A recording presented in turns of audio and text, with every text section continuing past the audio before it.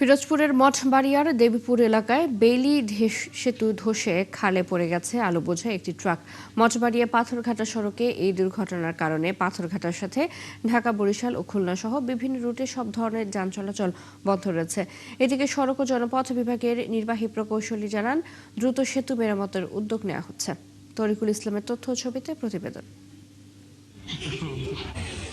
বুধবার ভোর ৩টায় মঠবাড়িয়া উপজেলার সাফা ইউনিয়নের দেবীপুর বেইলি সেতু পার হচ্ছিল ঢাকা থেকে আসা বালুবাহী ট্রাকটি। এ সময় বেইলি সেতু ভেঙে পড়ে। কেউ হতাহত না হলেও পাথরঘাটার সাথে ঢাকা, বরিশাল ও খুলনা সহ বিভিন্ন রুটে সব ধরনের যান চলাচল বন্ধ রয়েছে। এলাকাবাসীরা জানান, সেতুটি দেবীপুর সহ আশেপাশের কয়েকটি এলাকার মানুষের চলাচলের প্রধান যোগাযোগ মাধ্যম। সেটি ধসে পড়ায় তারা পড়েছেন ভোগান্তিতে। বাধ্য হয়ে বিকল্প পথ ব্যবহার করায় বেড়ে গেছে সময় ও খরচ।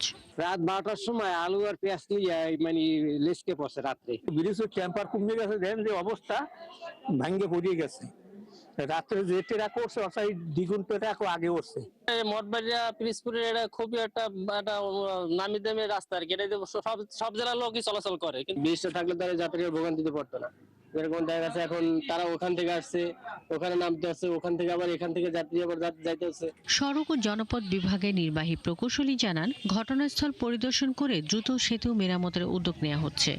আমরা তো দ্রুত সময়ের মধ্যে যেটা ভেঙে গেছে সেটা তোলার কাজ এবং নতুন বাড়ির সংগ্রহ এবং প্রতিষ্ঠান কাজ ঠিক চলমান রয়েছে। আশা করি দ্রুত সময়ের মধ্যে এটা করতে পারবো। সেতুটি সংস্কার না হওয়া পর্যন্ত এই সড়কে যান চলাচল স্বাভাবিক হবে না। এতে দুর্ভোগ পোহাতে হবে এই পথ ব্যবহারকারীদের। শাকিলা শম্পা, ৭১।